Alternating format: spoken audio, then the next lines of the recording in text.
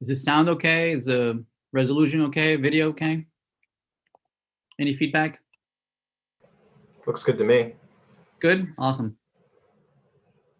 And do you find it more convenient to watch it on YouTube or to watch it on Zoom?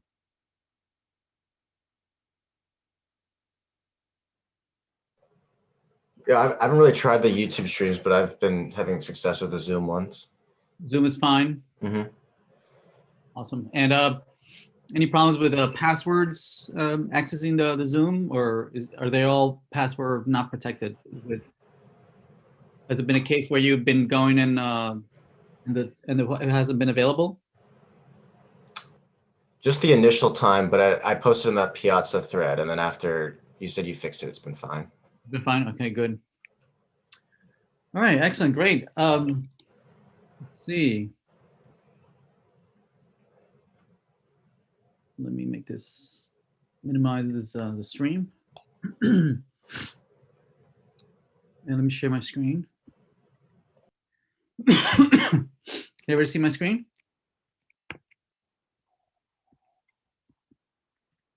Okay. Let's go to Canvas. And there's a section.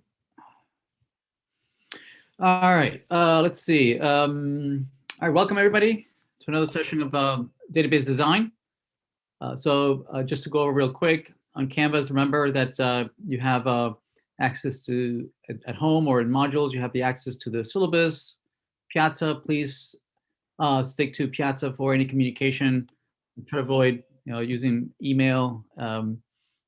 Piazza, we have myself and quite a few other TAs are always taking a look at Piazza, so that's the best way to communicate with us.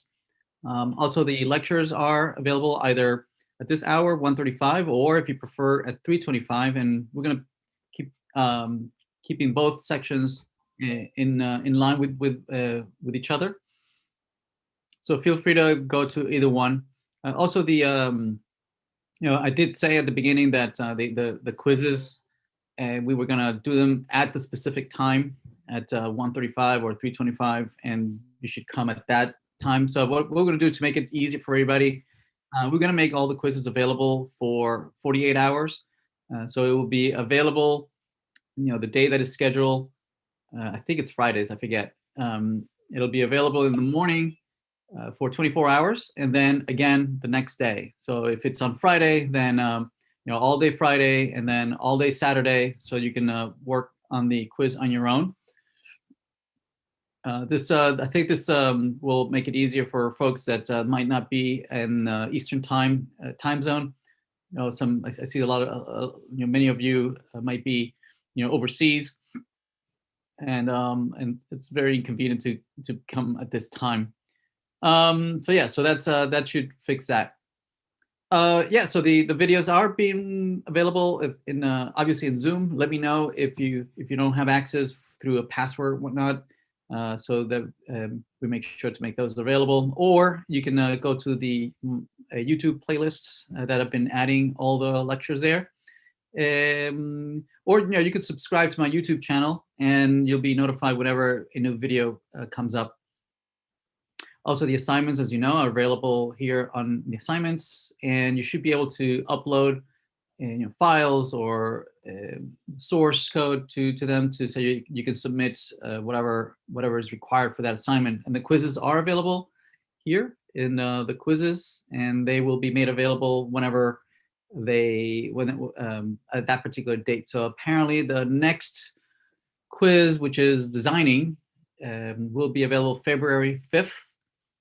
And the intent is that you'll have had a chance to do the homework on designing, and you've made yourself familiar with all the slides and the lectures that we've been offering, and that you would prepare for that quiz so you can do that on your own. It is open book, so make sure that you familiarize yourself with the material, lectures and slides, and the assignments, and the quizzes will be straight from there.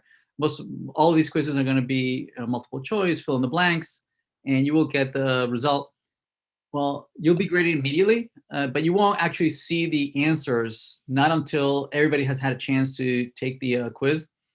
And then you can, review. And if you see some discrepancy or something wrong with the question, please post it on Piazza, and we will fix it for everybody. Let's see, question in the chat. Lecture on YouTube and Zoom really slows my computer down. Okay, is it? Yes, all quizzes are timed. I think most quizzes are about 30 minutes, and for about 5, 6, 7 questions. So you should have plenty of time for each question. The questions is one at a time. So you're looking at a question, you answer that question, you can move on to the next question. You can hop around, you can go back to a previous question, but they are one at a time. So you won't get all the questions all at once. Let's see. All right, so that's some administrative things. Any questions before we continue?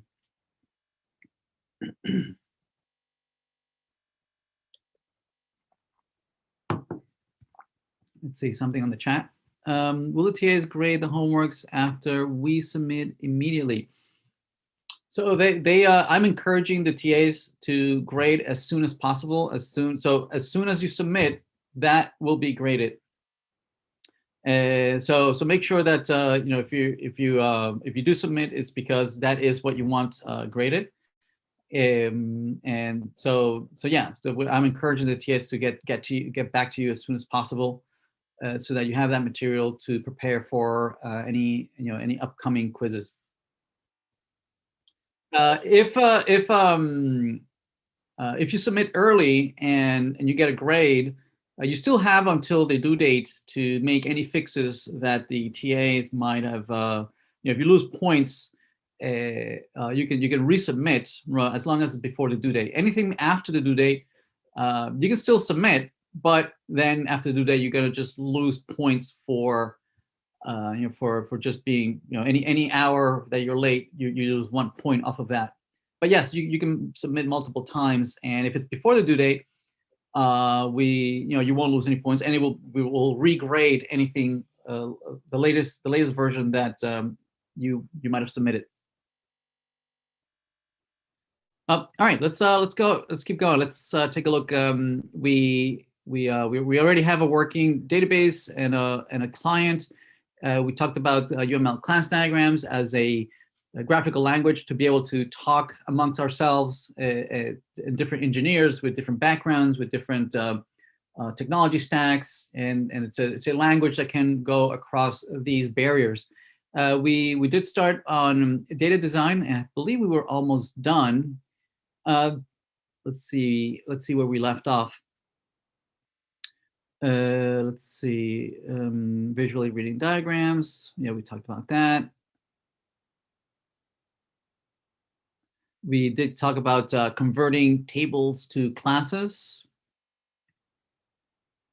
And we can go the other way around, right? We talked about this algorithm that we can use to convert between, given a table or given certain tables that have fields, that have data types.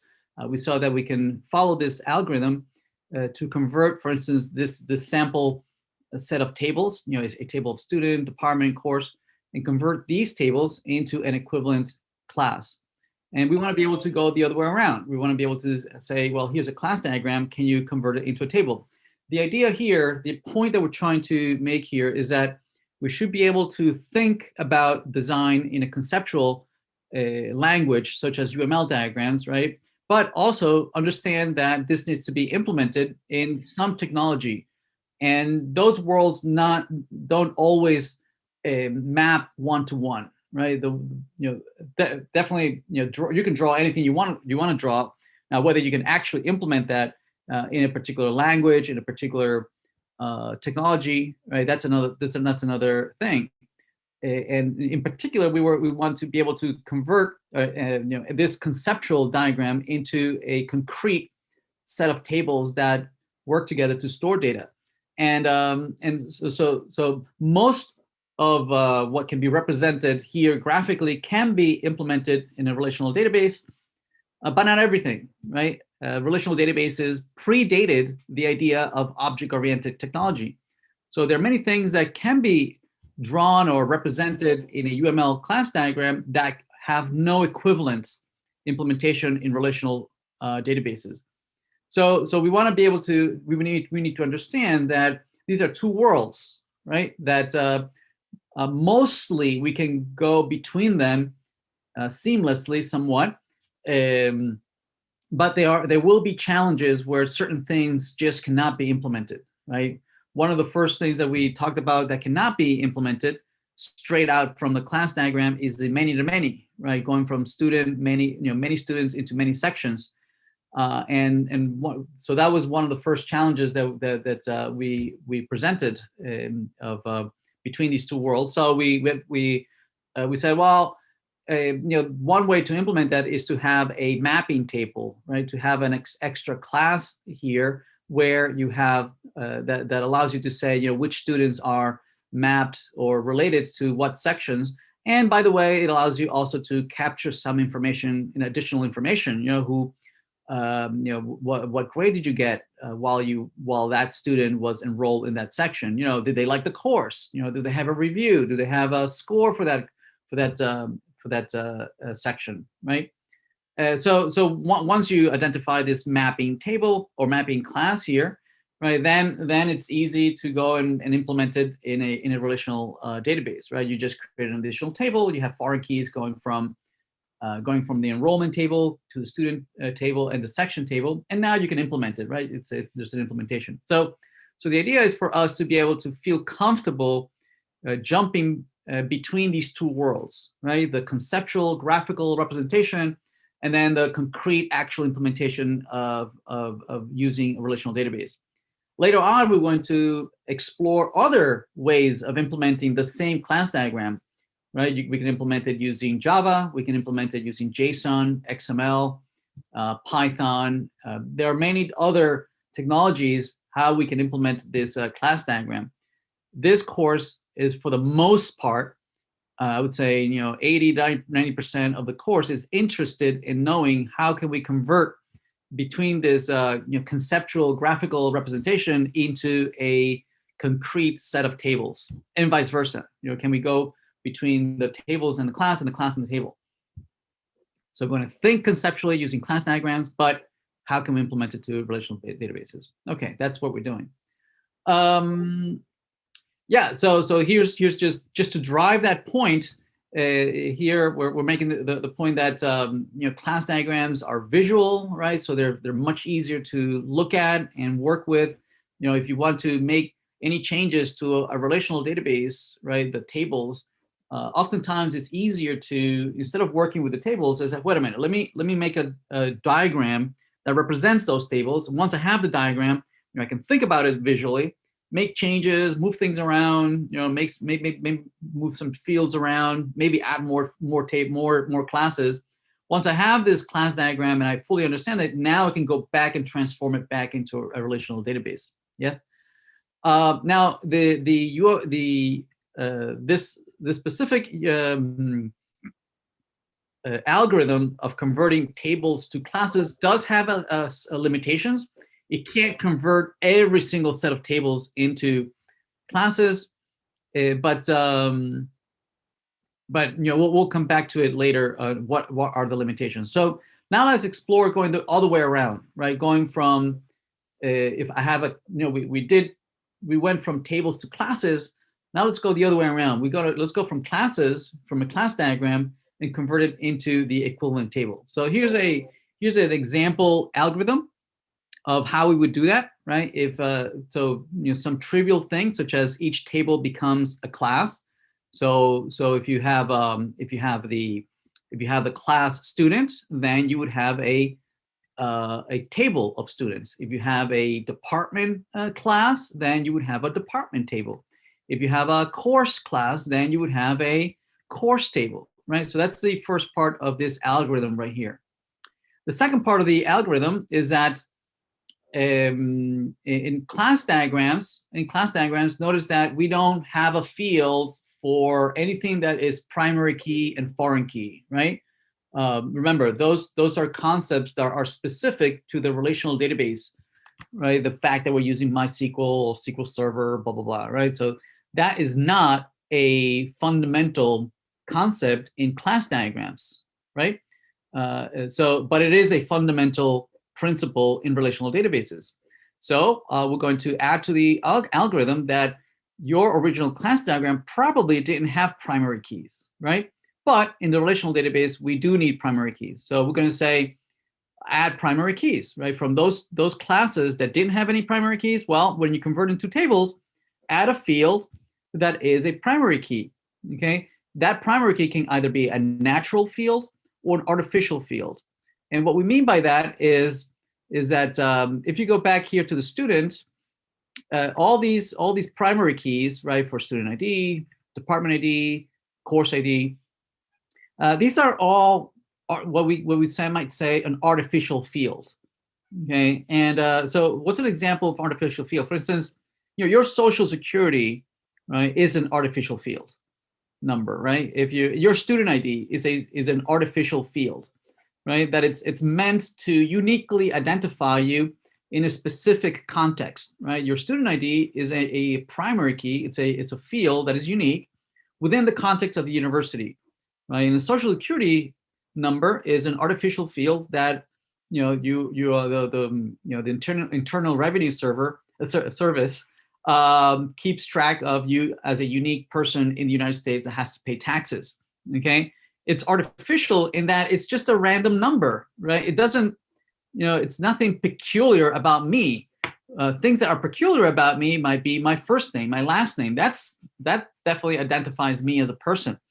Okay, but the problem, so we would say that perhaps the combination of my first name, last name, and middle initial might be something that is more natural key that uniquely identifies me. And for instance, in our class, right, in the scope of our course, my last name, Annunziato, perhaps is unique enough, right, to identify me as a unique person within the context of our class. Okay, maybe it's even unique enough to identify me uniquely within the university. Maybe, I don't know anybody else that has my last name, but there might be very well somebody called Annunziato in the university. So people might say, well, okay, let's combine that with the first name, first name, middle initial, and last name. That would make you more unique, right, in the context of the university. But it might be the case that there is some other person that is also called Jose G. Annunziato.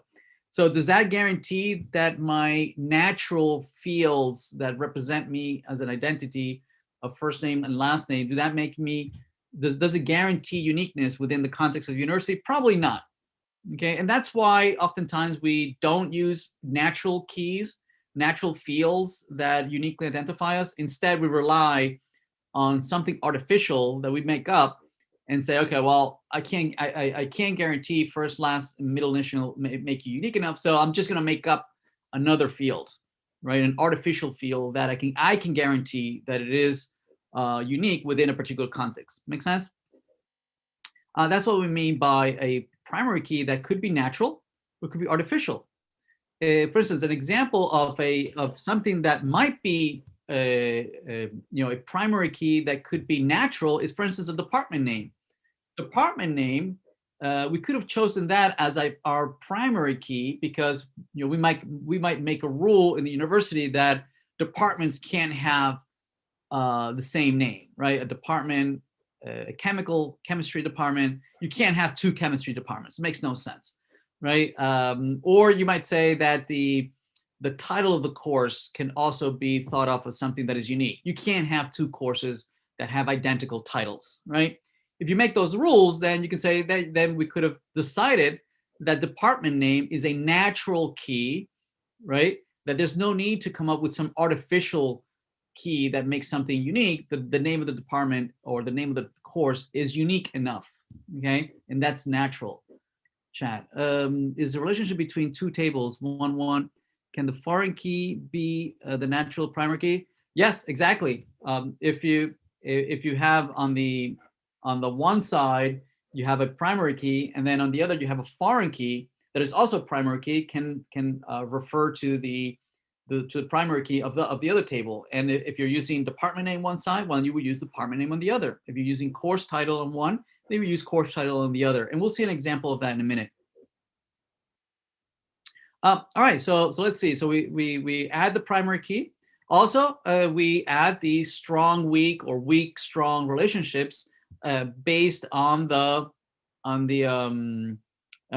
we convert that into primary keys and foreign keys, right? So, for instance, whenever you have on the weak side, you're going to put a foreign key, right? Even if it's weak, strong, or weak, weak, right? We put a primary key and foreign key wherever they mean. So, for instance, this on the left-hand side over here, where we have a weak relationship, right? The way we're going to implement that in SQL is that we're going to put a foreign key right here that is referencing the primary key of the department. Same thing here. On the weak side here of the course, we're going to put a foreign key to the department on the primary key of the department, right? So that's also part of that algorithm, right? So here's an example of taking an input class diagram and coming up with a resulting set of tables. Okay. All right. So let's see what improvements can we make on this set of tables. Let's see something on the chat. What happens if we make a bad choice of natural primary keys and there are overlaps? Yeah, you have to go back and revisit that, right? And the best place to start looking at that is the class diagram, because the class diagram is going to have the fields that you typically put in a class diagram are natural fields, right? Meaning properties and attributes that represent some reality, some phenomenon, right, in the real world. That you would not put in here things such as primary key and foreign keys, because those are implementation specific things, right, that are not necessarily representative of anything and any real phenomena, right? So in the class diagram, it's a perfect place to say, oh, department name, that's unique, right? Or the title of the course, that's unique, right? Without having had the littering the field space with arbitrary or artificial keys. Will there be a lot of slowness from using a text field since we are doing string comparison? Yeah, well, no, you would index that, right? So indexing would take care of that. Indexing would allow you to pre-compute where things would occur, so that you would recreate some recoup some of that slowness and get performance. All right, so let's look at some improvements that we can do on the resulting schema. Again, we're going to be using the term schema a lot. Okay, remember schema. By schema, we're always going to mean the structure. Okay, the structure of the data. Okay, and so it's a fairly overloaded term. But the best way of understanding what we mean by schema is the structure of the data. What are all the fields? How are they all related? What are the names? What are their data types? Okay, so what's the structure of the data? Okay, now this over here can also be thought of a schema. Okay, now this schema is using object-oriented technology to represent the data structure, whereas this is using relational model, right, to represent the schema, right? And what we mean by relational model is that these are tables, right, and with specific records that are going to be contained in there, and that these tables are related to one another, right? This course is related to this department through this primary key and foreign key.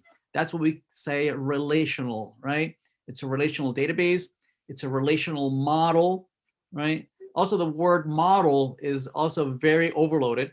And what we mean by model in general, right, at a very, very high level, when you hear scientists or engineers in general, when they say a model, okay, they mean something abstract okay, that we hope that it is representative of some physical phenomena, of some reality, but we have a symbolic abstract representation of that reality, and we have a representation either on paper or as a formula or as a spreadsheet. Okay, some that presumably represents some phenomena, some reality, and the idea, and for instance, a formula that a physicist or an electrical engineer might have a formula for the current and the voltage and the resistance, right? And with those formulas, he can plug in values in there, and he can calculate the voltage and the current and whatnot, all on paper. Yes.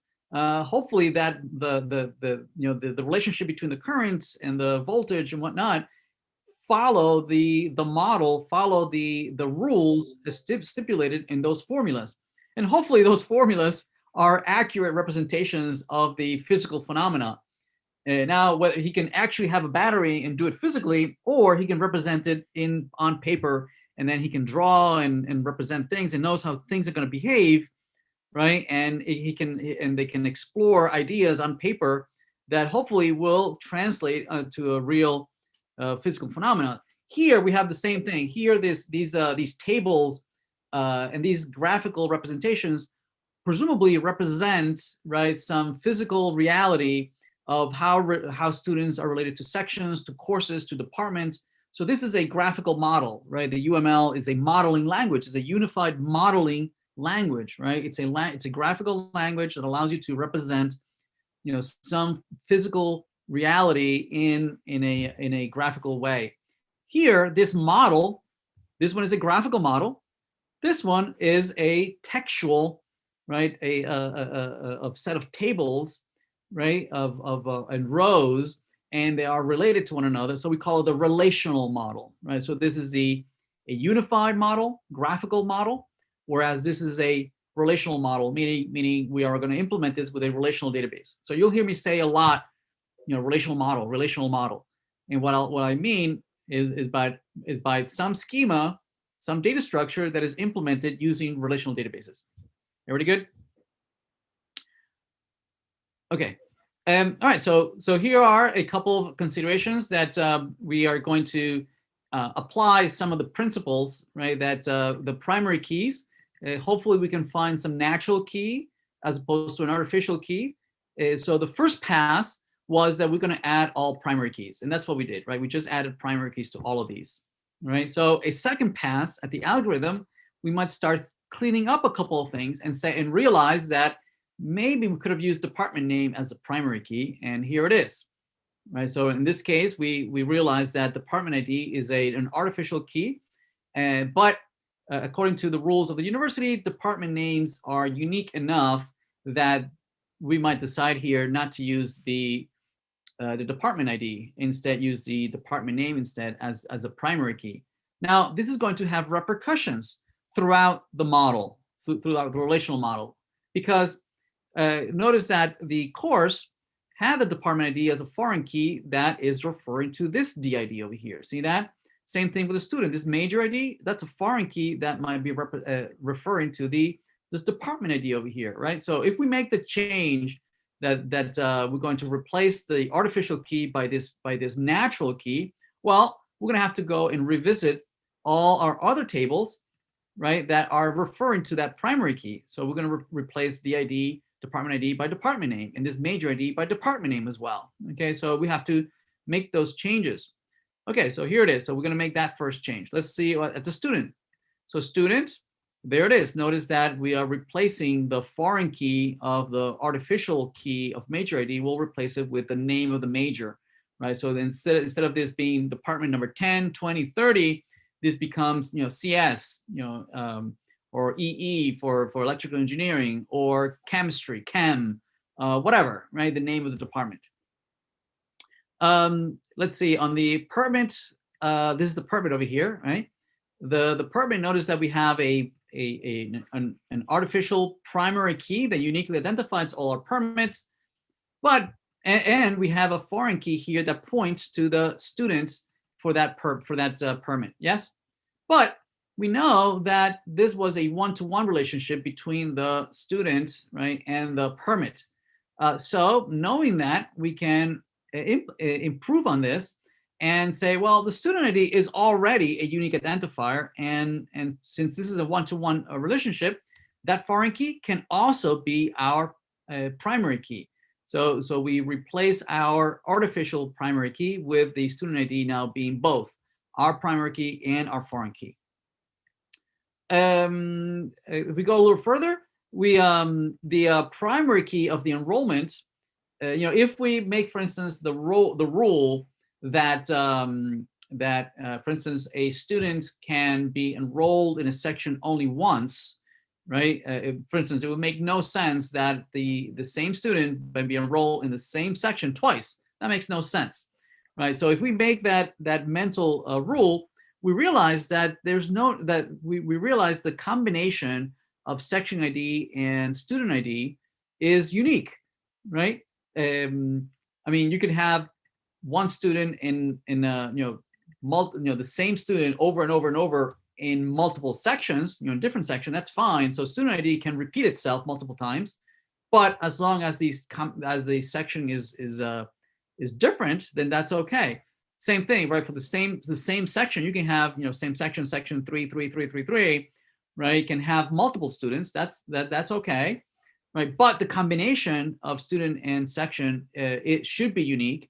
So if we know that that is an accurate representation of a business rule, right, of some reality, then we don't really need the this unique primary key, because we know that the combination of these two things is already unique.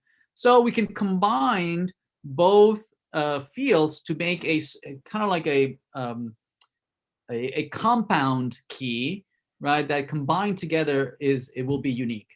Okay.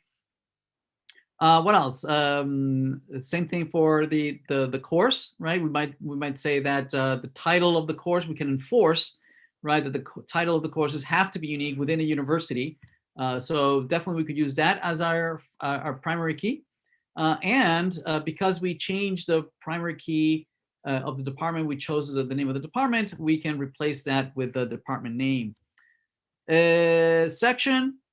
Let's see. Right, so section we can replace, instead of being course ID, then it will be the title of the course. That's unique enough. What else? Right, so the algorithm has its limitations, right? The two algorithms that we looked at that convert between tables and classes and table has a couple of limitations that we're going to be revisiting a little later.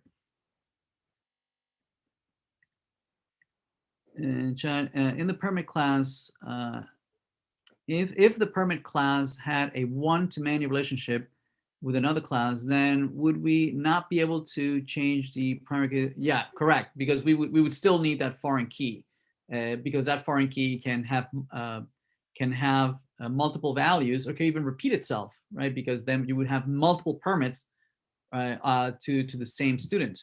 And so that cannot be a primary key anymore, right? It has to be able to repeat itself.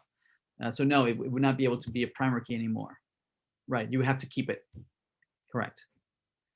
Requirements analysis. So yeah, so the question is if we're saying that the best way of designing in a database is to start off with a class diagram, then meaning the starting point should always be a class diagram.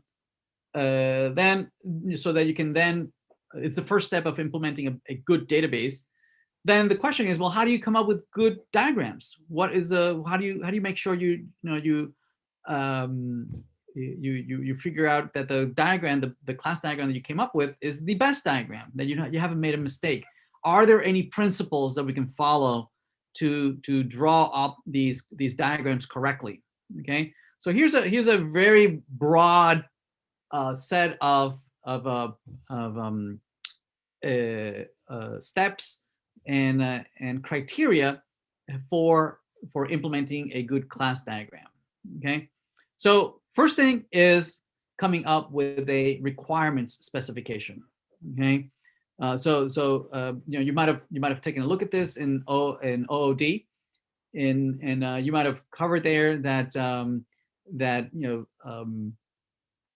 the projects in general are most vulnerable at the beginning, right? Because oftentimes it is not clear what it is that we're going to build, and and humans are a messy thing. It is hard for us to come together and agree, and we might have different points of view, we might have different agendas, we might have all sorts of ideas, and agreeing on what it is that we're building is one of the hardest things that any project goes through. Okay, and once we've agreed on what it is that we're going to build, then it's even harder to decide how is it that we're going to build it, right? So those are, requirements is one of the hardest things to do, and go out to the different folks and say, okay, can we agree on what we're building and what we're not building? Okay, and so that's one of the hardest parts. So first of all, it's a good requirements specification. The system has to do this, that, and the other, right? And writing all those things down is non-trivial. So once you have the requirements that has gone through a requirements gathering phase, then you need to convert those requirements into a preliminary class diagram. You have to come up with a class diagram that you think is keeping track and captures all those requirements, right? And part of that process is to, as you are reading these requirements, we're going to have an ear,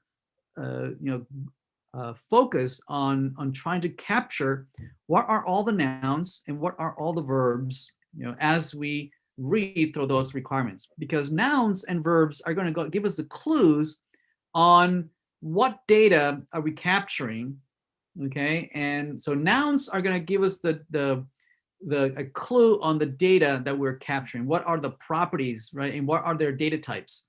Whereas verbs are going to give us ideas on what are the relationships between these nouns, between all these classes and tables. Okay. So first we're going to come up with a preliminary class diagram, right? And oftentimes this class diagram is very naive, right? It's going to capture a lot of inequities or misunderstanding on how we think the system should be represented. And so it's an iterative process, right? That we're going to go over and over and over until we distill, starting off from these first pass at a naive class diagram into a more mature class diagram, right? So certain things that we're going to find is that our class diagram is going to have what we call inadequate relationships, right? Relationships that we thought had to be there, but really they shouldn't be, or relationships that need to be there, but we never recorded it, right? So it could be that we created a relationship when there is no relationship, or we didn't record a relationship where there should be a relationship, right? Or we might have a redundant relationship. We might have captured a line between two classes that is already captured in a different path, right? So those we call redundant relationships. And one of the things that we're going to try and drive you is to avoid redundancy. Okay, redundancy breeds inconsistency, right? And one of the things that you're looking for, a lot of the techniques that we're going to be looking at, normalization and functional dependencies and all those things, is to try to eliminate redundancy. Okay, redundancy breeds inconsistency, right? If you have two places where you're storing data, chances that logically should have the same piece of information, chances are that those pieces of data will drift apart over time. Okay, and depending how you ask the question, you might get two different answers where logically they should have been the same answer. For instance, the example that I always give is, imagine you had two clocks, right? One on your right hand side and one on the left hand side, and logically they should both have the same information, what time it is right now. And it might be the case that they started off having the correct information, both of them, right? I look at this, it's 7 in the morning, but inevitably these might shift over time, right? And after a whole year, they might have shifted, I don't know, maybe a couple seconds, a couple minutes, maybe. And so now I have a redundant piece of information, which presumably I should be able to look at either one, but inevitably one of them is ahead or one of them is behind, and so which one do I believe, right? So this lack of faith or lack of trust in the data is what we want to avoid, right? We want to make sure that when folks look at a query and they see a report, that it's accurate, it's not doesn't have any inconsistency, right? That it represents reality. We're going to look at also, the certain relationships, certainly the weak or strong relationships, see how we can break them up into multiple relationships. Also make sure that some attributes, when we were creating our diagram, certain nouns might have become classes or might have become attributes inside of certain classes. And depending what decisions we might have made or some assumptions, we could have made the wrong decision. Maybe a class should have been an attribute, or things that we decided to be attributes should have been classes, right? And so there is an iterative process which we go through to make sure that the class diagram is accurate. Okay, and then we iterate over this, right? We do step 3 to 6, over and over and over as we distill the class diagram going forward. So we're going to go through an example of this. We're going to start off with a requirements document, and we're going to go through this whole process of designing the database. Yeah, so for the first part is the requirements specification, and that's by far that's the hardest and most dangerous part of any project. Okay, and requirements document is mostly it's a human process. Maybe that's why it's so hard, right? It entails interviewing folks, meeting with them, and people having different points of view, and people arguing, and I asked this engineer and he told me something, and I asked someone else and he tells me completely something different, and they're completely contradictory, right? So it is the responsibility of the software engineer, right, to facilitate these kinds of discussions, these types of interviews, and document everything, right? And then facilitate the the consensus of what it is that we're building.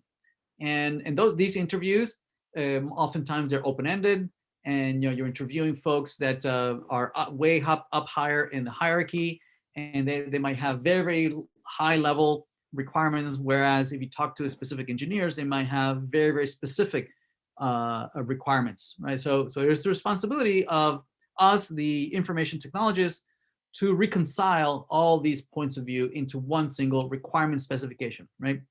And this requirement specification, then we need to actually implement it. So here's an example on an interview that we might have had at the beginning of a project. We want to implement a university database, and so we read through this, right? So the university is composed of departments. Academic departments such as mathematics and drama departments are responsible for offering courses. Non-academic departments such as dining hall and admissions are responsible for the other tasks that keep the university running. Okay, so here's one of the first complexities is that some of this information might be relevant, and some information might be completely irrelevant, right? We have to decide, hey, wait a minute, are we implementing, capturing students and courses that the mathematics and drama departments are teaching?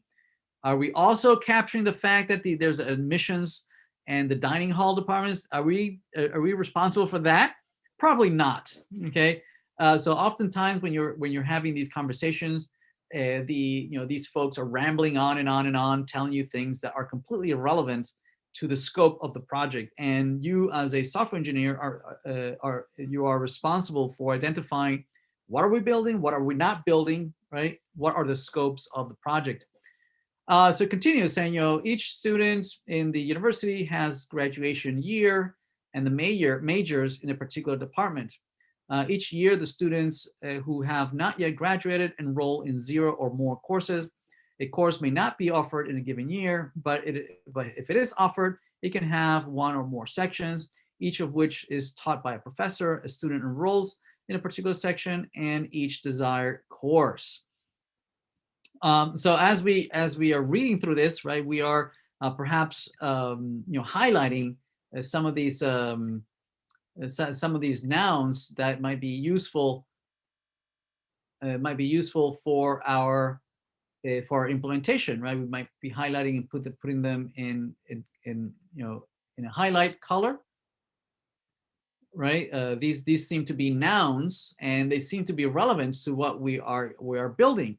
So it looks like there's courses, right? And there are students, and there are majors, right? There are sections. It looks like there are professors, right? So all these nouns are going to be useful for identifying classes and attributes and their data types and whatnot, right? The verbs are going to be useful for identifying the relationships, right? So courses, it can have, right? It's being taught, right? Enrolls, and the students have not, you have not graduated, right? To graduate, right? All those verbs are useful for specifying the relationships between these nouns. We can keep reading. So each student is allowed to have one car on campus. In order to park on campus, you need a permit from the campus security department. So there's another department. Is it relevant to us? Probably not. To avoid misuse, a parking permit lists the license plate and the model of the car. All right, so somebody, us, we might go through a process of identifying all these requirements from having read some of these open-ended interviews, right? And we're starting saying, okay, well, we will create first a bullet list of requirements. Let's see on the chat. Does the is a and has a relationship come up in these comments? Yes, certainly. They probably not as little. They might have has a. You might say composed of, right, or belongs to, right. But they might mean the same thing. And in those cases, you might also want to identify whether these are compositions, are these aggregations, what are these, right? That is part of the data structure. So yeah, so some of the things that we might also gather from interviewing these folks is what do you want to use the database for, right? If you want to, what kind of questions would you like to, the database to answer, right? Those are very important as well.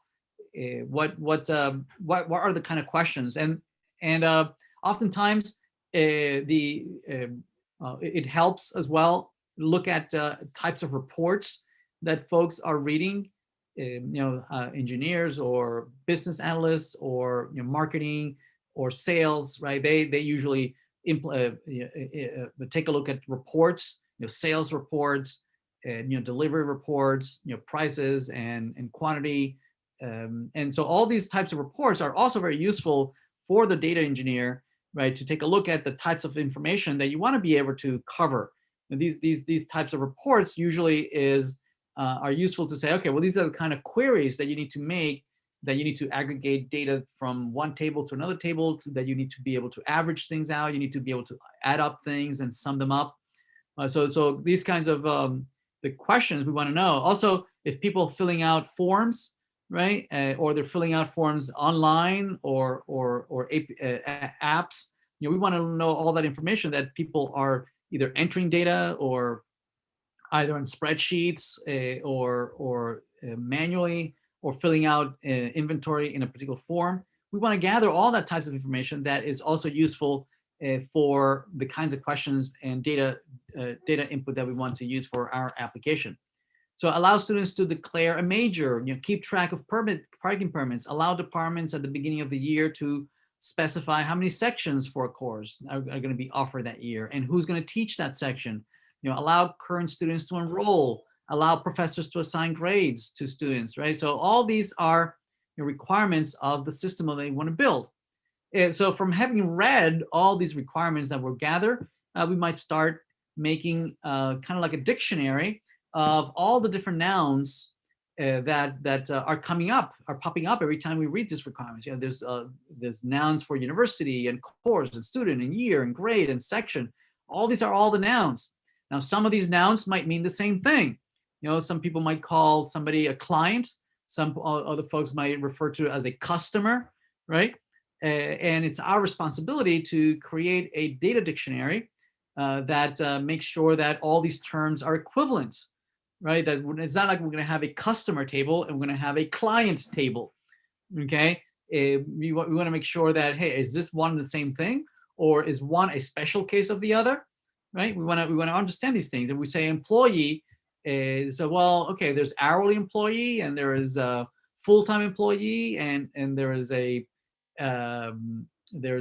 commission employee that makes money by commission. So is that the same employee, or is that, you know, special cases of one super employee? Right. So those all that is the responsibility of the data design engineer, who's going to capture all these nouns.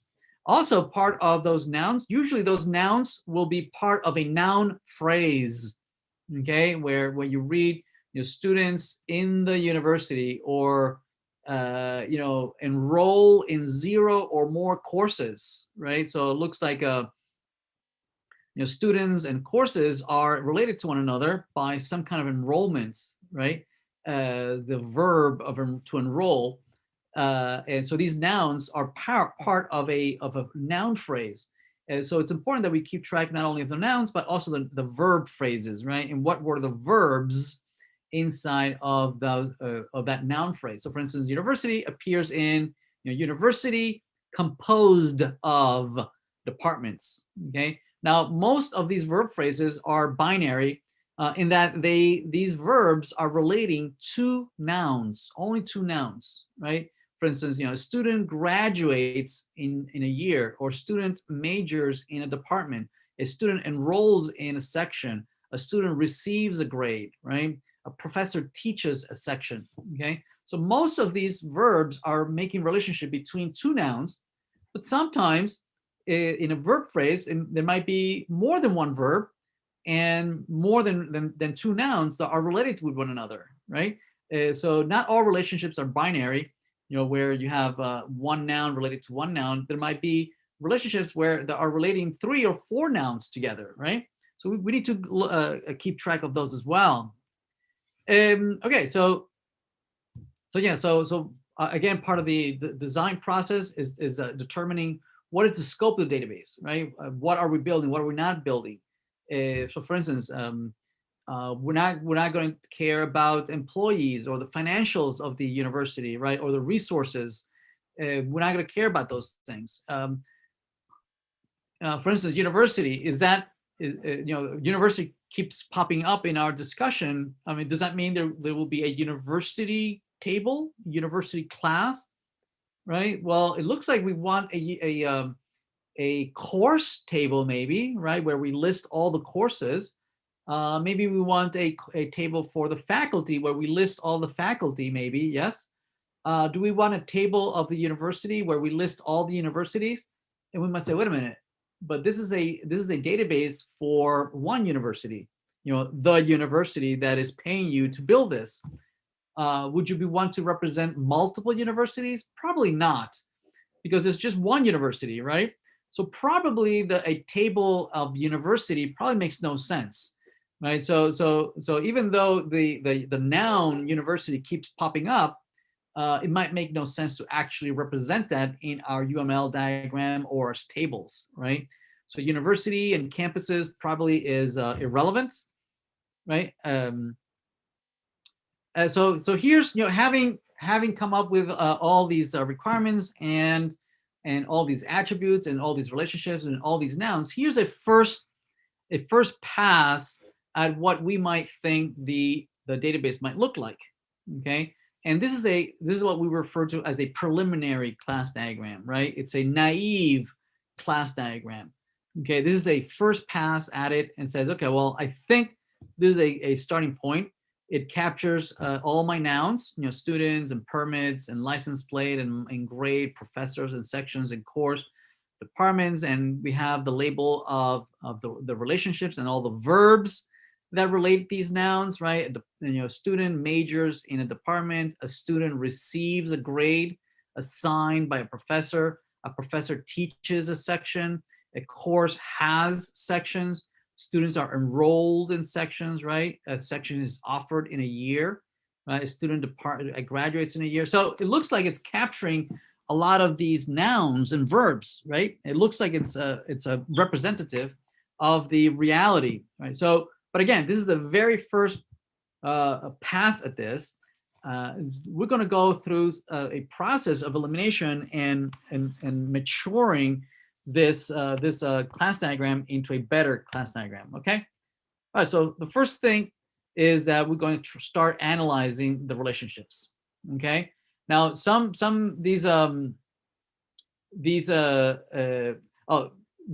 word entities comes up quite a bit in databases, and by entity we just mean it's another fancy word for saying a table or a class or a record, right? It's something that is collecting some data, presumably something that is going to be stored in permanent storage in some database form, right? So entity is nothing more than a fancier word of saying class or table or record. Okay. Yeah. So let's take a look at these relationships, right? Such as student majors in a department, right? So let's take a look at that. So majors in is connecting a student. It's connecting a student to a department. Okay. Also, enrolls in is connecting a student to a section. Also, enrolls in and has to get to the course entity, right? So from student to course, you have to go through several hops to get to a course, right? So for instance, from student to get to course, right, you would need to say, well, in what course is this student enrolled? If that would be a legitimate question to ask, right? Well, for that, you need to be able to hop between the student and section, and then find which sections belong to a course, and then find what students are in a course, right? So presumably you would be able to answer that kind of question. Okay, so they are binary relationships, right? But section seems to be relating a lot of things together, right? Section seems to be relating students with courses, students to a professor, students to a year, right? So there's a lot of relationships in here, right? So let's take a look at that. Now let's try and find relationships that might not be good relationships, right? Because again, this is a naive first pass that we're going to improve. So we need to be able to identify what might be wrong with this class diagram. Okay, so we're going to do a lot of scenarios. We're going to explore different scenarios. So how about this scenario? So say I would have read this phrase: student enrolls in course. So student enrolls in a course. Okay. Well, we could have drawn it this way using this class diagram, right? Where this says student enrolls in a course. That looks legitimate. That looks entirely legitimate. And later in our text, we read that a course has many sections. Yes. So this class diagram is looks like it's legitimate, right? It looks like it's capturing all the nouns and the relationships between those nouns. Okay. Now this relationship we're going to say that it's an inadequate relationship, because one of the things that we cannot answer is which students are enrolled in what section, right? We can know what students are in a course, but there's nothing that tells us, once we know which students are in a course, there's nothing that relates the student to the section for us to know that a particular student is in a particular section, right? So this this diagram, right, we would have to take a look at it and say, maybe this diagram is not quite what we need, right? Because it doesn't allow us to answer the fact that which students are enrolled in what section, right? We can say that we're all in database design, but you couldn't tell whether you were in section 2 or section 3. Understand? Right. So this is an inadequate database, and the reason it's inadequate is because we can't answer a particular query.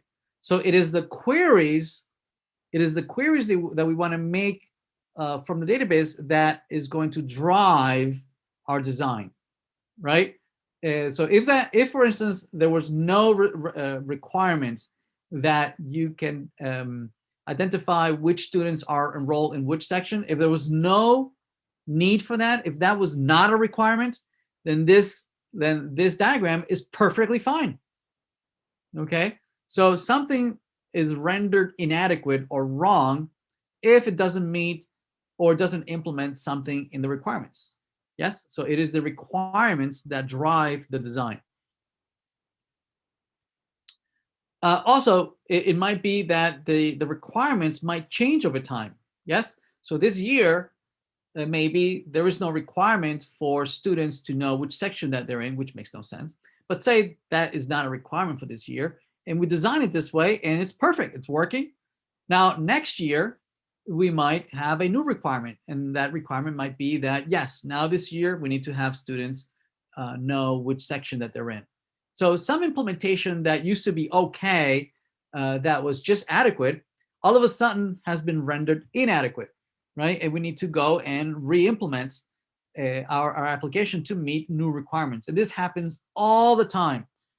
This is a constant in applications. Whenever you go and work in the industry, one of the things that most challenging things that you'll find is that requirements are changing all the time, right? And they inject a chaos into all projects, and that is a constant, right? This happens all the time, and you just have to deal with it, right? You have to, your process of software engineering needs to be able to adapt to ever-changing requirements.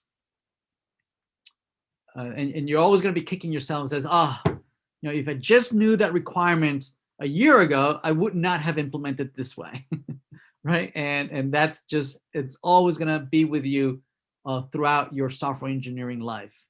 If this relationship was inadequate, would the week-to-week relationship be? Yes, definitely. Yep.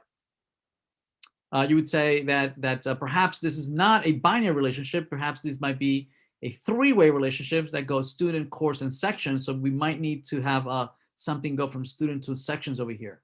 Okay, and it would not be a many anymore. Okay, so inadequate relationships. So to identify inadequate relationships, we need to explore every single path, right? Every path that goes from one class through that can reach any other class. We need to explore all the paths from student all the way to section, professor, and grade, and department, and course, and how to get to year and permit. So all the paths we need to explore, okay? Looking for these kinds of things. Always with the requirements. Can I answer this question with what I have? Can this class diagram answer? Notice that here I know which students are enrolled in which section. I have a many of students to sections. Perfect. I have that. I can answer the fact, right? If you ask me which students are in what section, I can answer that. If I give you a section, can you tell me the students? Yes. If I give you the student, can you give me the section? Yes. Okay, so this diagram is adequate because you can answer that question. All right, so a couple more. Here, this student receives a grade, right? This student receives a grade. Now, this is also inadequate because I can give you the grade, and you say, okay, you got an A. All right, great. What did you get an A on? Oh, I don't know. Right? You say, well, there's no way to capture here that you got a grade for in a particular section, right? We can see that Professor Annunziato gave you an A, right? And the student got an A, but in this diagram, it doesn't say that you got it for a specific section, okay? So you can know all the grades for students, but there is no capturing here for what you got it for what course, for what section. Also says assigns captures grade professor, okay, but not student or section. Yeah, so so it's a same thing, right? Yeah, these two are inadequate because it does not involve the section. All right, so the question is, well, why these happens? How do we, just as a first pass, how did this happen? Why do we write this wrong in the first place? Well, usually what happens is because when we were reading through the requirements, oftentimes we oversimplify. Okay, when we were reading, student receives a grade, right? We didn't realize that this was actually part of a bigger sentence, right, or bigger paragraph that included not only the relationships between two nouns, right, grades and student, but it gave some context, right? There's a for and, see that?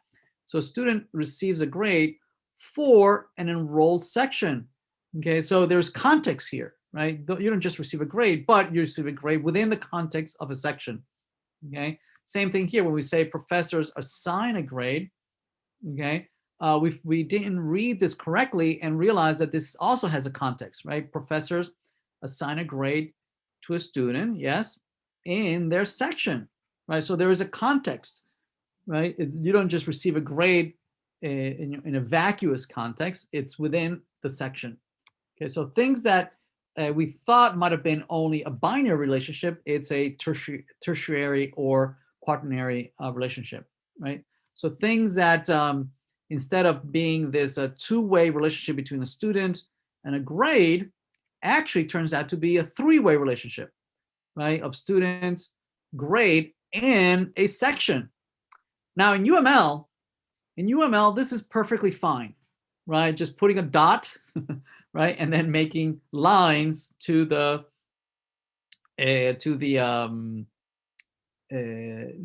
classes that are involved, right? And you say, okay, well, there's a many-to-many between student and section, right? But for any combination of a student and section, there is only one grade that you can get, right? So for for a student, for Joe enrolled in database design, they get an A. But Joe in in fundies, right, they get an A minus. Right? So you can have any number of combinations of student and section, but once you come up with an actual relationship between a student and a particular section, then you only have one. You get one grade. So that's how you read this. Now this is absolutely not implementable. You cannot implement this in a relational database. In UML, it's fine, right? It's conceptual, okay, but if you're going to go and now implement and document this on how you're going to capture this, right, you would have to go get a little more concrete on how is it that this is going to be converted into an actual table, right? Remember, yes, we want to think about our data model in a conceptual world UML, but also we want to make the transition of, okay, how are we going to implement this in a relational model, right? And so definitely we can't do that. There's no representation of a dot in a SQL. So the way we're going to represent this is that we're going to add an additional table / class, okay, which is going to have a many-to-many. Here's a many-to-many between student and section, okay, student and section. And it's going to also have, and the way, how is that going to be implemented? It's going to have a grade assignment is going to have a foreign key to student and a foreign key to section. But it's also going to have a foreign key, right, to wherever we're storing that grade, right? And so that is going to be represented in that grade. Now that grade A, right? That A grade, you can have that A in multiple sections, right? So that's why we have this star over here, right? Now this, or we might have decided to have just be a one-to-one, but then what that would mean is that you can only get that one grade. So we're going to come back to the star in a little bit. Okay, we're going to revisit this star in a little bit, right? But what this is doing is that it's creating a many-to-many to everybody, right? It's saying here's a student combined with a section, and here's the grade they get. Okay. For instance, one of the things we might consider is why have this even in a separate table? Can't this be an attribute in here? We're going to come back to that. So let's put a pin on that. On how it's going to be a second. We're going to we're going to add. We're going to use other criteria to make that decision a little later. All right. So this is a more concrete, like a reified version of this, right? Same thing with the student getting a grade in a section, right? So not same. We went and reified it, right? We converted it into this. So if we go back, reify, right? So this just is basically saying what I just said. So basically, we replace this grade here. We replace this grade with this grade assignment. You see that? So basically what we're changing a noun grade. We're changing it, or we're replacing it with something like a verb, like an action, right? That somebody is assigning a grade. The professor is assigning a grade to a student when they are enrolled in a particular section, right? So this we replace this with this reified version of the same thing. Chat. Why is there a one-to-many between section and grade assignment? Section and grade assignment. Does this mean that we can't have multiple sections? Where? Let's see. Grade and did you mean over here? Grade and section. You mean down here? Can you speak up maybe? Yeah, sorry. I think I was talking about slide 65. 65. Here. Oh yeah, no. This is what I said. You mean this star over here, maybe? Yes. Yeah. What I mentioned earlier is that we're going to come back to it, but it does hint at the fact that there's a foreign key. So there's a table of grades, right? Like for instance, you can get A minus, B plus, B minus, C plus, C minus, and so on and so forth. So there's a table of all the possible grades that you can get. And this is basically a foreign key that is pointing and say, well, that's the grade you got, right? So basically that's the implementation. So same thing like here, right? You're referencing the student, you're referencing the section, and you're referencing for that combination of student and section, you're referencing at a specific grade. What the problem that we're going to run to in a little later is that this is not enforcing the fact that for the same student and the same section, I could maybe give you a different grade, right? So for the combination of student and section, you can have the record that says that you got an A, and a little later a record that says that you get a B. Okay, this implementation does not enforce. It does not stop us from making that mistake, and that's what I want to cover a little later. Okay, that's going to be a segue into a complete different direction, which I don't want to cover just now.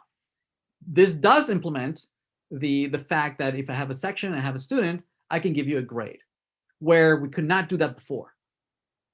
Okay, so we solved one problem, and we inadvertently opened a different problem, which we're going to talk a little later. So grades is it? Yes, grades would be an enumeration. Yeah. Okay. All right. So substituting grade with grade assignment, and now we can know that this professor and that section, right, assigned to that student that grade. Before we could not do that, right? So what we're trying to point out here is we are trying to identify inadequate relationships, okay, and try to fix them. Wouldn't student section ID be primary key in the grade assignment? Yes, and that would be a solution, but that is also going to introduce another problem, which I am going to talk about a little later. But yes, good catch. Yep. All right, so we talked about inadequate relationships, meaning that relationships that do not answer a particular question that we might want to query our database. Okay. This one, redundant relationships, is the case where you could ask the question in different ways and get the same answer, right? Or at least you should be getting the same answer, right? We can't ask the question in multiple ways, and logically they should be the same. The problem with that is that the database should not allow you to ask a question multiple different ways.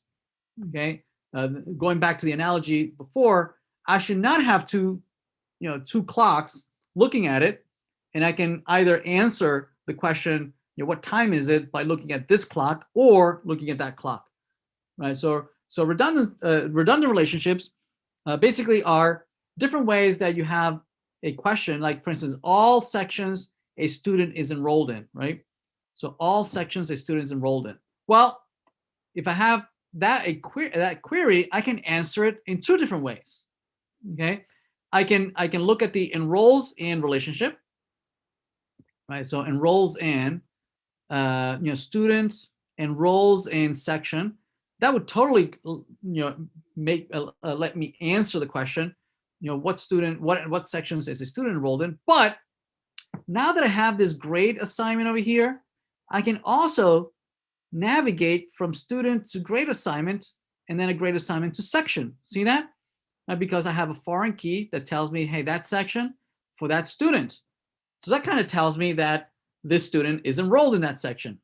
Okay, so I have inadvertently introduced redundancy. Okay, because this many-to-many allows me to answer what students are in what section, but this over here also allows me to answer that same question. Okay, and that's a bad thing. Redundancy is it breeds inconsistency, right? And the way it would happen is that you have this foreign key over here and this foreign key over there. There's nothing in this database that would force me to make sure that this relationship over here, as I enter data and implement this, there's no way that I can enforce the fact that this path would have exactly the same information. Okay, and that's not good, right? If logically, if I ask this way and I say what students are in a section, if I ask it this other way, if they're not the same, that's a problem, right? That's a problem. So here's an example of if you have students, this student enrolled in these sections, pointing to these sections over here.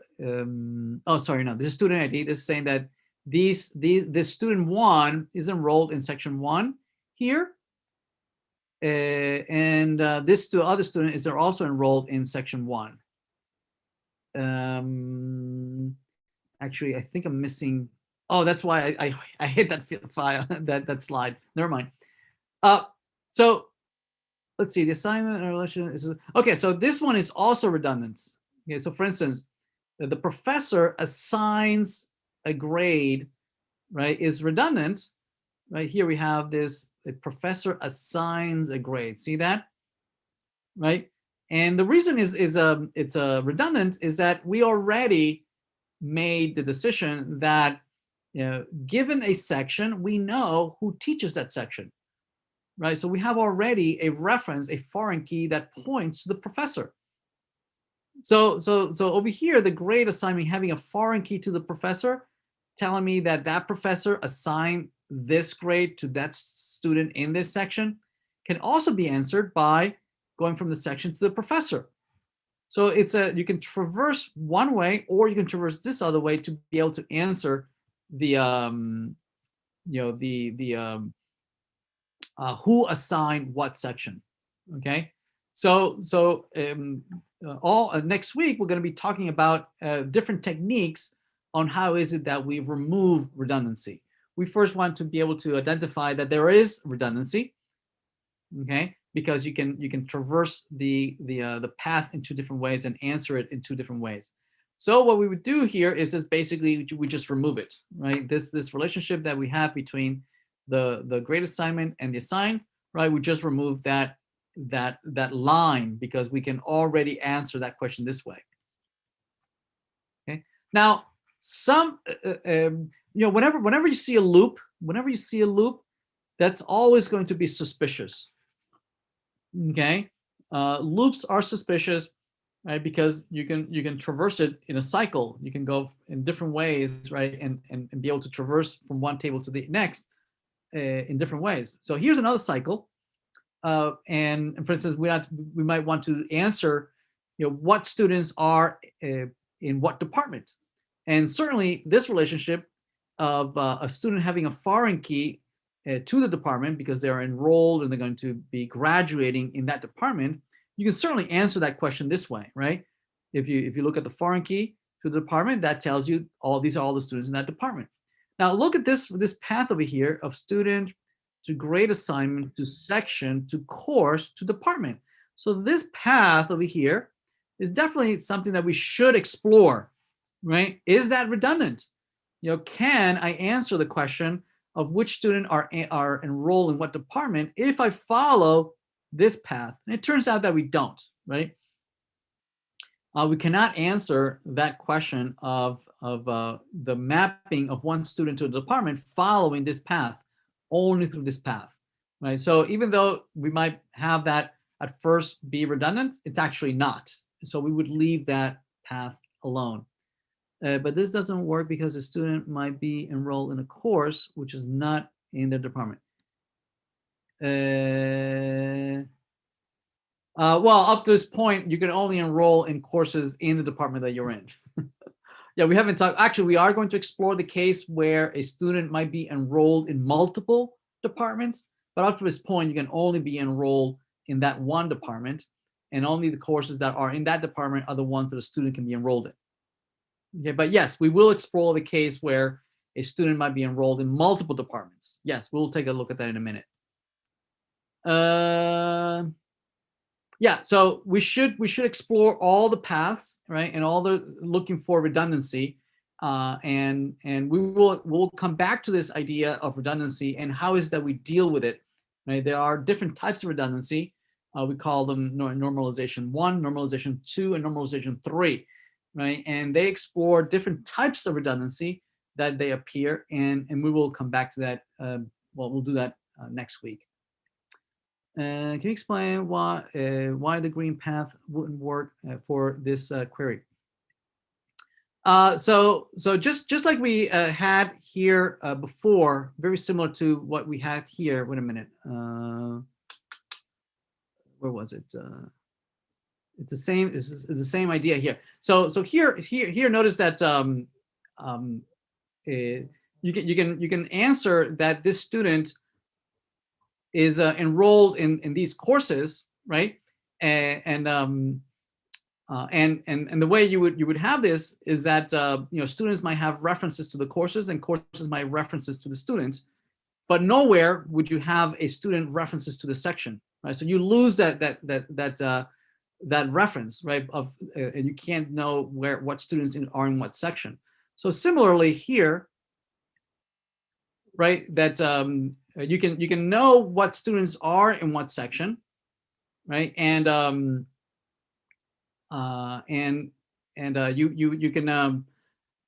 you can then determine in what courses that they're in, but right they might be in pointing to this course. Notice that it's a foreign key, and this foreign key might be pointing to any number of different departments, right? So you would not be able to make the relationship of knowing that certain students might be in one department, but some other students might be in a different department, but they might be enrolled in the same course, like one of your colleagues were saying, right? There might be multiple students that are in the same course, but they might be in different departments, right? And here you only have the relationship between the course and the department, but not whether you have a student in a different department, right? So you might have multiple students all in the same course, but in different departments, and there's no capture of that. So no, you cannot answer what students in what department are going through here. Only what courses are in a department, but you could have multiple students in different department for the same course. Okay. So yeah, so having removed some of redundancy, we're going to remove this assigns because we already can go from section to teaches professor. And so we don't need this information here. And this enrolls, I can already go this way, right, and answer which student is enrolled. So there's no point in having this enrollment. So we remove this redundant relationship. So handling weak. So far, yeah, we're looking at weak strong or strong weak, like this one over here, department and student.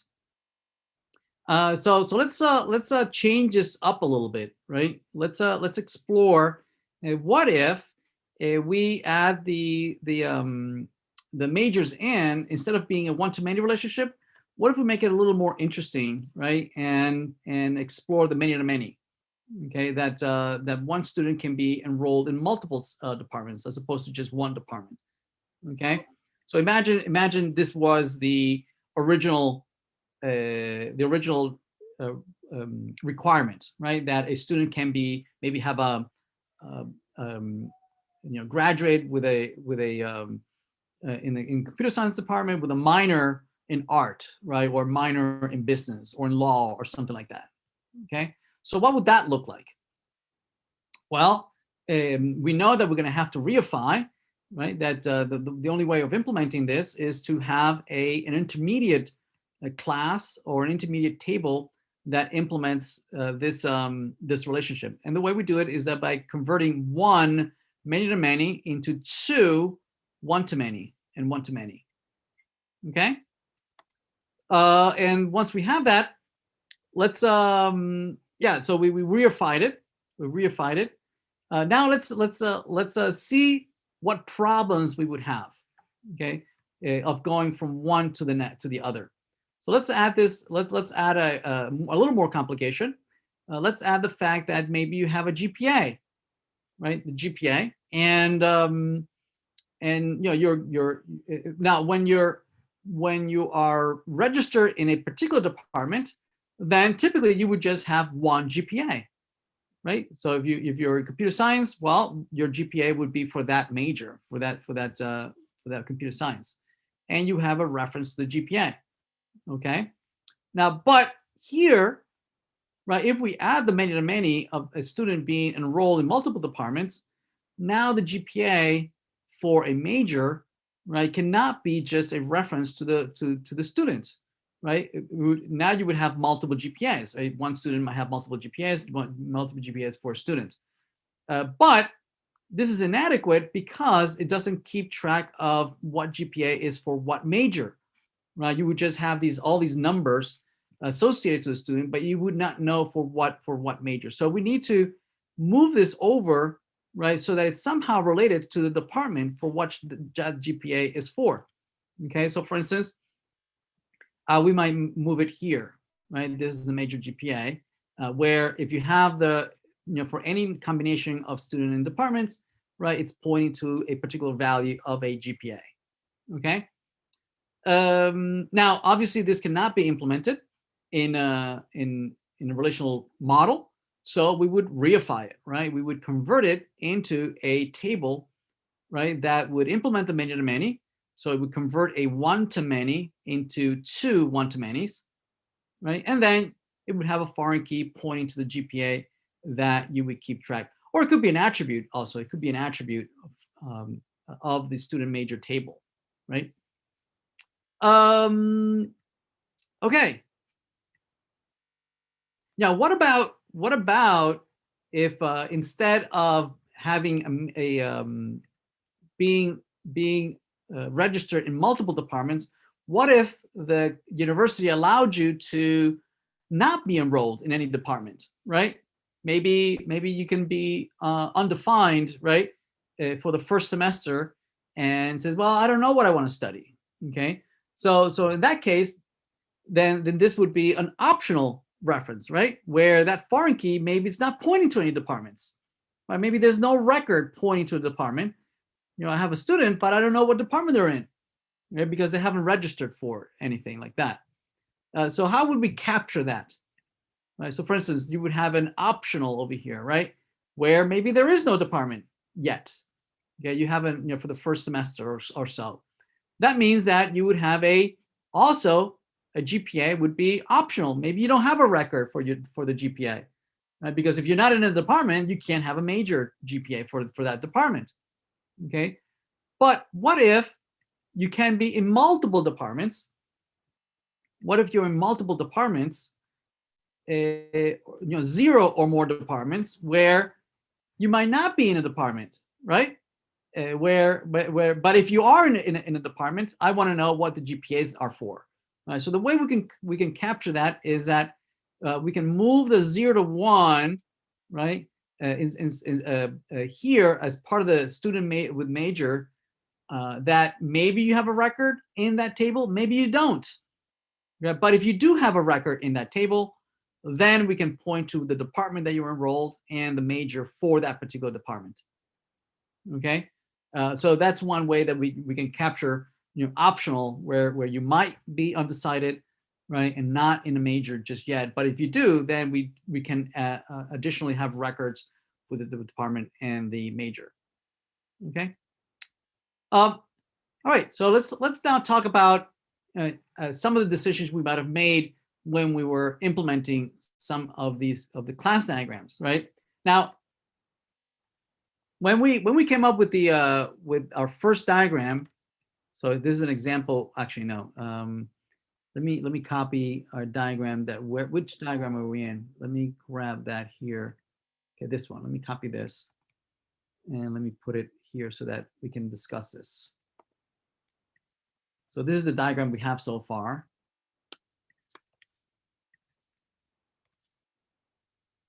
All right, this is the diagram we have so far.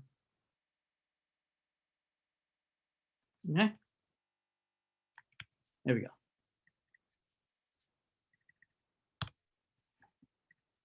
Right. So having gone through this diagram, when we were reading the nouns, right, we came up with these nouns, right? Student and department and grade, professor, course, section, and whatnot. Yes. Now, depending on how much you know about the topic that you're implementing, you might know that certain nouns are collections of other nouns. If I say student, right? Well, you already know that a student is a human being. You might know, depending on your culture, right? They have a first name, last name, middle initial. Maybe they have two first names. Maybe they have, in some cultures, right? For instance, I'm Jose Gregorio, and last name is, Anunciato Nelva, right? So certain cultures, they might have really, really long names and whatnot, right? So depending on your culture, you might know that certain classes or certain collections of data belong to other pieces of data. Yes. And so you might know what a department is, and the section, all this from the culture, obviously. Yes, and from common knowledge. Now, if you're asked to implement an application in a database about a topic that you don't know, okay, and people start throwing at you a whole bunch of jargon, right, and terminology and a whole bunch of nouns, and you don't know the vocabulary, right? How are you going to implement this class diagram? Maybe you get lucky and you know that certain things are nouns and certain things are verbs, and maybe that's all you know, right? Because you know the verbs, you might not know the nouns. Maybe you're asked to do something about finances or chemistry or particle physics, right? And you don't know the jargon about that particular topic. Yes. So when you start reading requirements about different nouns, you might not know that atoms are made up of electrons and protons, right? And that the proton, you might have muons and a whole bunch of things in there, right? And you might not know these things. So for you, coming naively and starting to implement a class diagram, for you, every noun is a very important noun, right? And for you, everything's a class. Everything's a class, right? And for instance, imagine not knowing that people, that the noun person and first name and last name, right? And username and password. All these are nouns that make up a person. Okay, imagine not knowing that, right? And for you, you make a class of user, the class of first name, the class of last name, a class of username, a class of password. And then the more you learn about the topic, you realize that, wait a minute, these classes of username and password actually should have been attributes of a person, of a user. Yes? So obviously, the more you know about a topic, the less likely you are of making that mistake.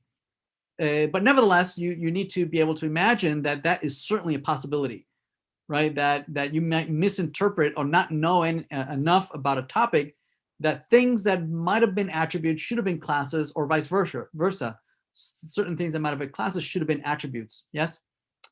So yeah. So let's explore that a little bit. For instance, license plate, right? These over here, license plate, car model, right?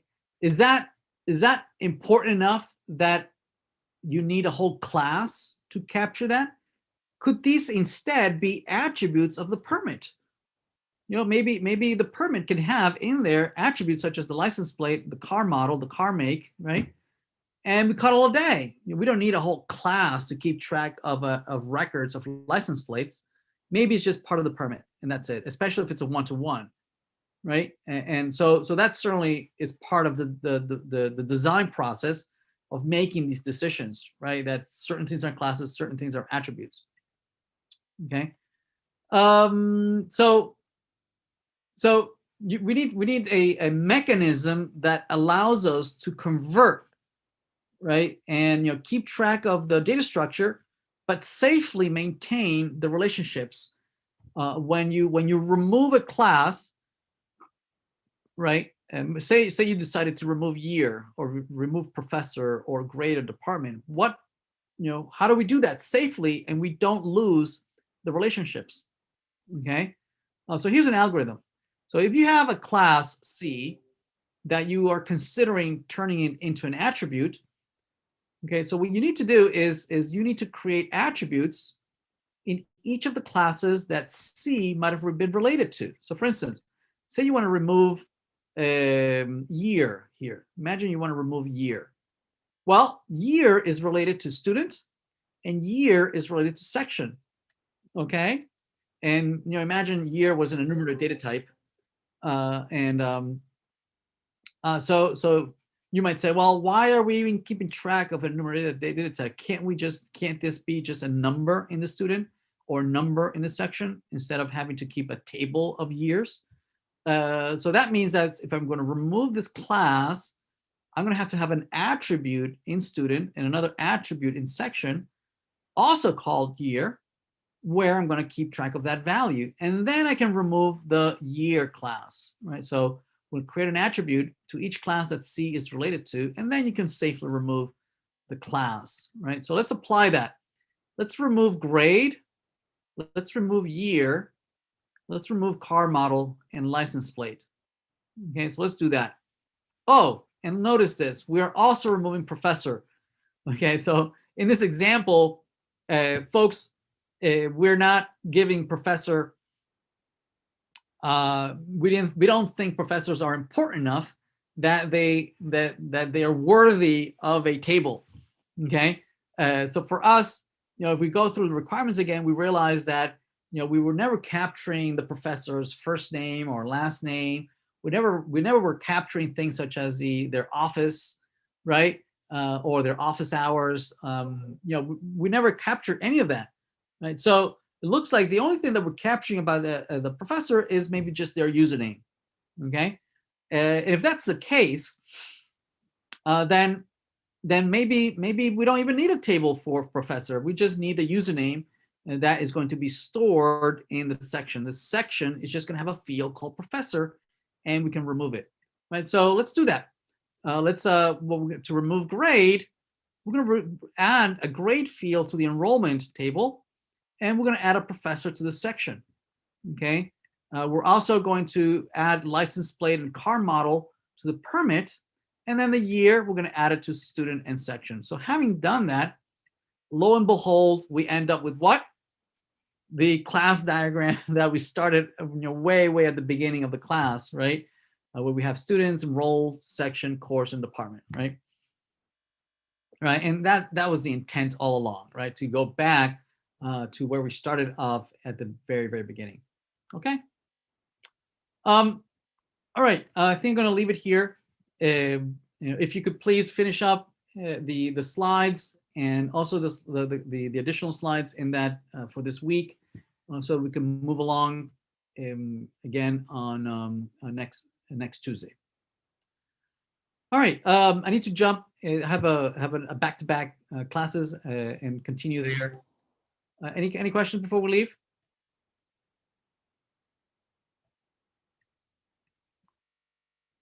All right, excellent. Thank you, everyone. Have a great weekend. Bye-bye. Thank you. Thank you, Professor. Thank you. Take care. Bye-bye.